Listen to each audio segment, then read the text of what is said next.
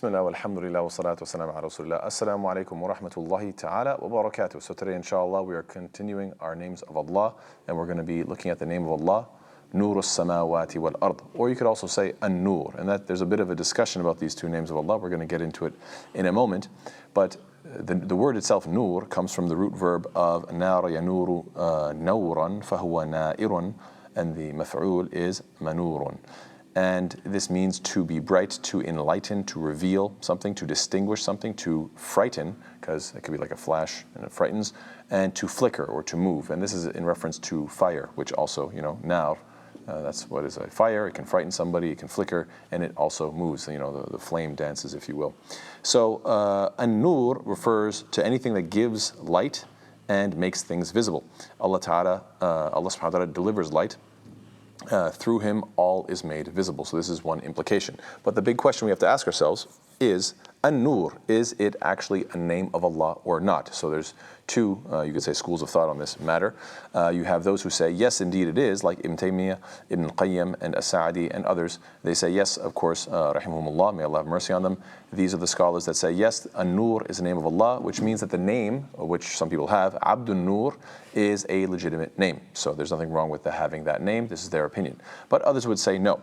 Others such as Bin Baz, Salih al-Fawzan, Abdul Aziz al-Sheikh, and others would say no, because, may Allah Ta'ala bless them as well. Why? Because they would say that Noor is only found in a construct phrase. It's only found in the Quran as Noor as-samawati wal ard, and therefore you can call Allah subhanahu wa ta'ala this entire construct phrase, saying that Allah is the light of the heavens and the earth, but just saying that He is the light, they would take issue with this, and Allah knows best. But if we are going to go with the first opinion, that An-Nur is the name of Allah subhanahu wa ta'ala, then we would say that it would be translated as Allah is the light, An-Nur, or the guide, or the illuminator, as in the illuminator of the hearts. These are all different ways of translating An-Nur, the light, the guide, or the illuminator. Yes. And we would find that this name of Allah only shows up once in the Quran, and of course this is the famous Ayat An-Nur, the verse of the Quran about light. And this is one of these powerful, similar to Ayat al-Kursi, similar to Surah Al-Ikhlas.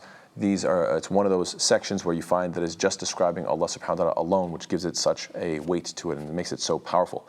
And I won't be going through this entire ayah, but I did do a khutbah on this topic. So it's in my series on parables in the Quran, because it's a method. It's one of the amthal al-Quran, or mithal al-Quran. So therefore, it's in that series of mine. If anybody wants to watch a more detailed explanation about that ayah, it's online. That being said, though, we're just going to take a look at the beginning portion. Allah Ta'ala says, Allahu nuru samawati wal ard. That Allah says, Allah is the light of the heavens and the earth. So Ibn al-Qayyim says that with regards to Allah's light, it has a doer, a receiver, it has a place, and a carrier, and an essence.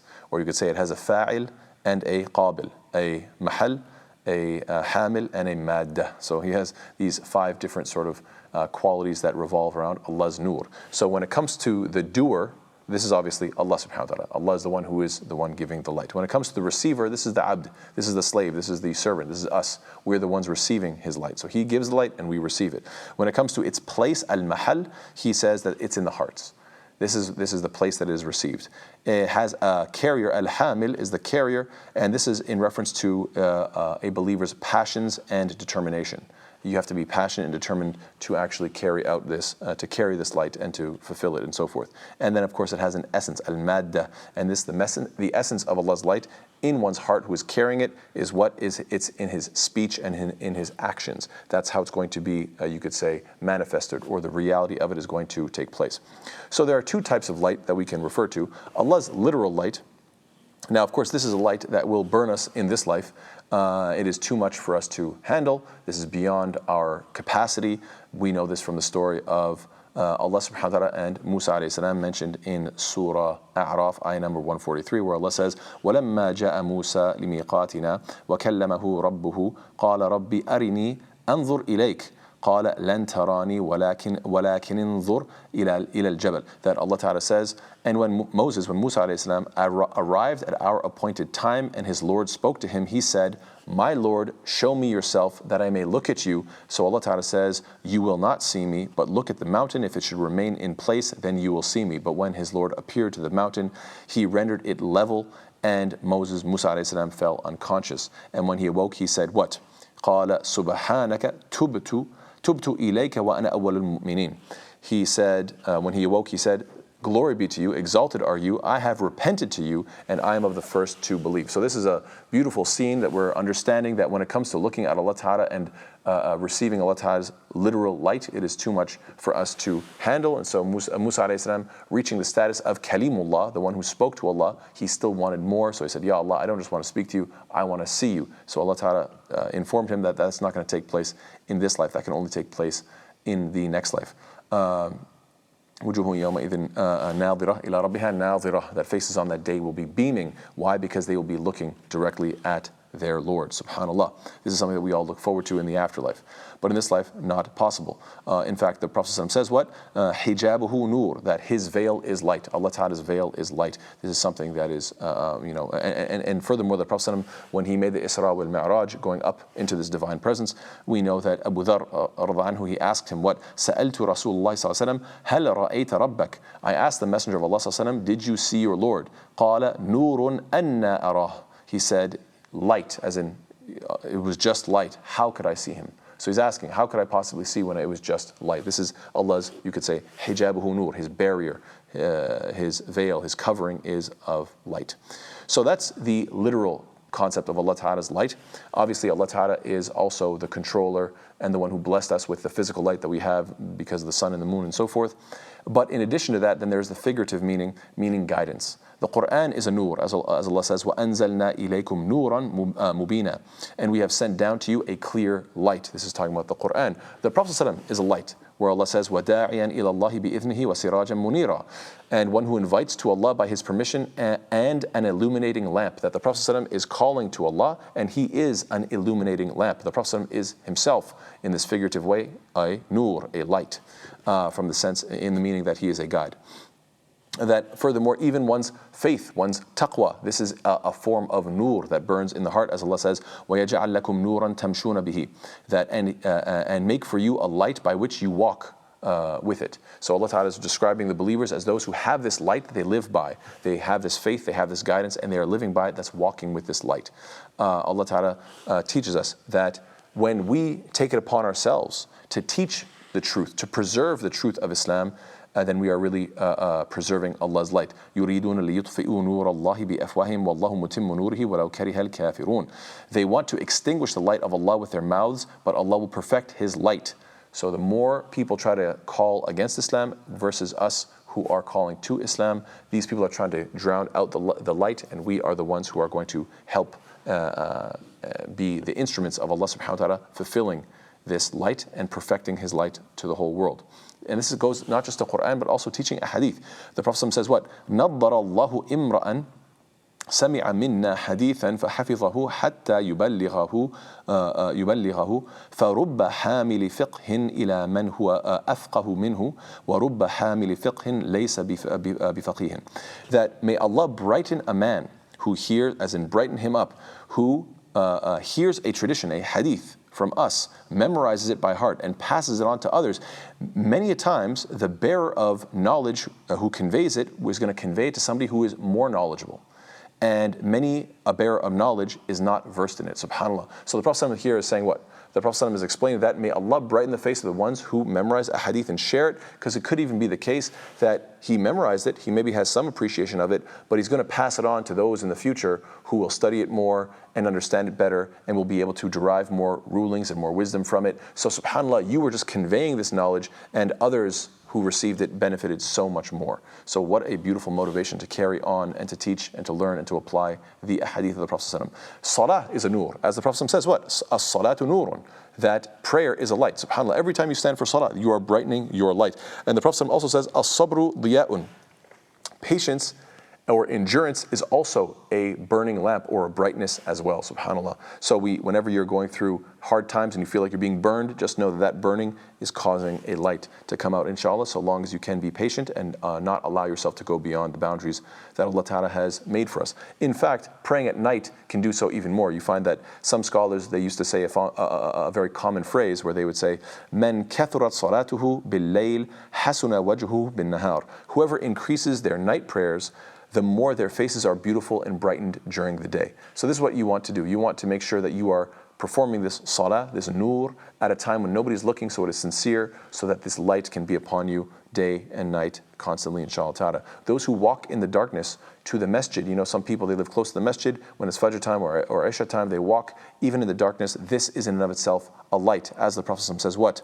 بَشِّرِ الْمَشَّائِينَ فِي الظُّلَمِ إِلَى الْمَسَاجِدِ بِالنُّورِ التَّامِّ يَوْمَ الْقِيَامَةِ. Give glad tidings to those who walk regularly to the masajid, to the mosques, in the darkness, for having a perfect light on Judgment Day. Give them the glad tidings that that's what they're going to have as a result. This perfect light is waiting for them, subhanAllah. We even know that, subhanAllah, the love between two believers, when you find that the believers have love for one another, as a community we love one another, that this in and of itself is going to be a light on Judgment Day, as the Prophet tells us what? إِنَّ مِنْ عِبَادِ اللَّهِ عِبَادًا لَيْسُوا بِأَنْبِيَاء وَيَغْبِطُهُمُ الْأَنْبِيَاء وَالشُّهَدَاء. Indeed, there are certain worshippers of Allah, the prophets and the martyrs, they themselves are not prophets, and yet the prophets and the martyrs will envy them, subhanAllah. And so they were asked, so the Prophet was asked, مَنْهُمْ? Who are these people? لَعَلَّنَا نُحِبُّهُم. So that perhaps we can love them. We want to get close to such people. And the Prophet says what? هُمْ قَوْمٌ تَحَابُّوا بِنُورِ اللَّهِ. They are a people who love one another with the light of Allah, despite having no blood relation between them. Their faces will be light, and they will be upon pulpits of light. They do not fear when the people. They do not fear when the people fear, and they do not grieve when the people grieve. In other words, they don't worry about these dunyawi matters that other people normally worry about. Why? Because they have that pure light that is of faith that bonds them together, and that's what matters. SubhanAllah, standing up for justice is in and of itself a form of light as well, as the Prophet says. إن المقسطين عند الله على منابر من نور عن يمين الرحمن عز وجل. Behold, the dispensers of justice, the people who establish justice, will be seated on the pulpits of light besides Allah, on the right side of the most merciful, exalted and glorious is He. SubhanAllah, whether you are having love for your brothers, whether you are somebody, your brothers and sisters of course, whether you are somebody who is establishing light, whether you're just praying your salah, whether you are being patient, whether you're walking to the masjid, all these different instances, memorizing Quran, sharing the ahadith, applying the ahadith, so many different ways to bring more nur and more light into your life.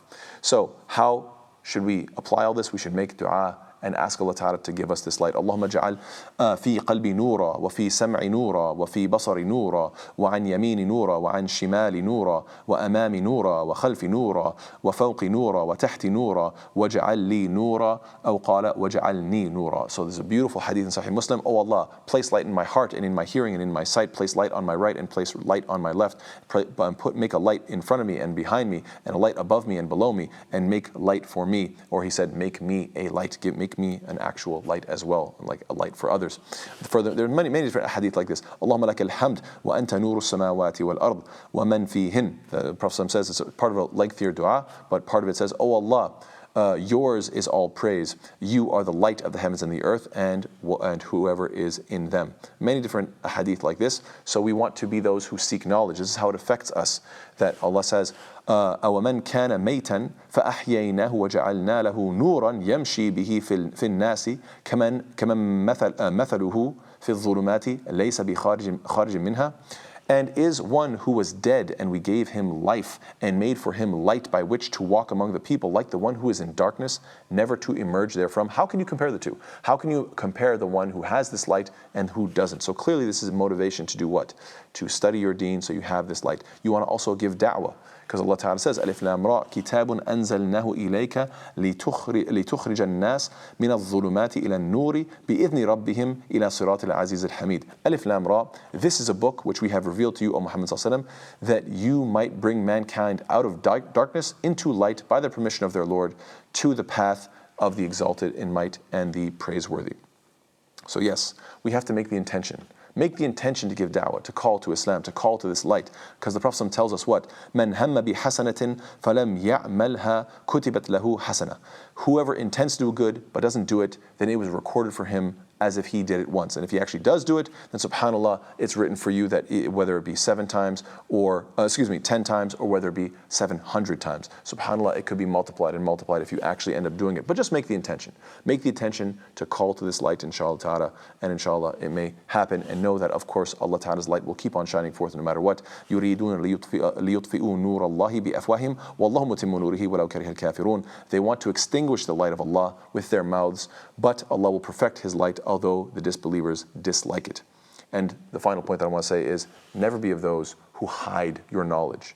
If somebody asks you a question, don't lie, don't conceal the truth, and don't conceal the light. As Allah Ta'ala says, إن الذين يكتمون ما أنزلنا من البينات والهدى من بعد ما بيناه للناس في الكتاب أولئك يلعنهم الله ويلعنهم اللاعنون. Indeed, those who conceal that which we sent down of clear proofs and guidance after we made it clear for the people in the scripture, those are cursed by Allah and cursed by those who curse. SubhanAllah, nobody wants to be cursed, so never hide or conceal the light, rather share it, practice it, live this light. May Allah Ta'ala make us of those who have light on Judgment Day, who can walk with light in our lives. May Allah Ta'ala make us closer to Him, who is Al-Noor, the ultimate source of all light, Nur as-samawati wal-ard, the light of the heavens and the earth. Jazakumullah khairan, wassalamu alaikum wa rahmatullahi ta'ala wa barakatuh.